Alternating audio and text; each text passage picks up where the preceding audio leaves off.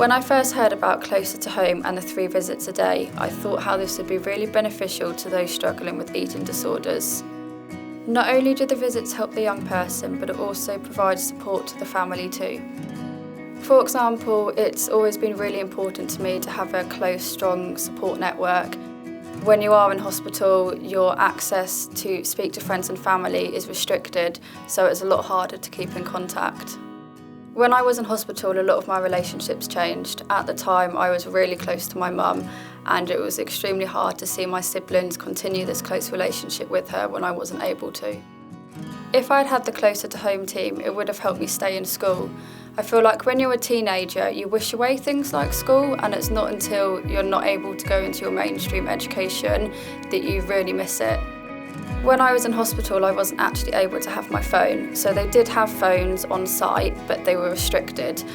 A lot of the time they also had to be supervised, so it just meant that I couldn't have those personal conversations, and they were a lot harder to have. You also feel more pressured because the phones are in a social area, so actually there's usually quite a lot of patients listening, so if you do want to speak about things being difficult, it's actually quite difficult to do that.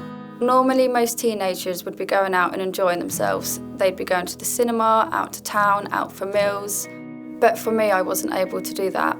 There was a few rare times when I was able to access social media and I'd see friends meeting up and doing all of those things that I really wanted to do.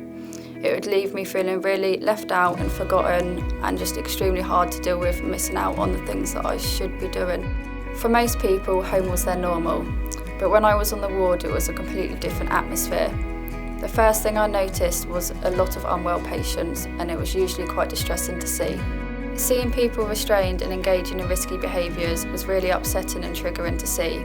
For me, the Closer to Home service would have helped do my recovery journey at home alongside my friends and family.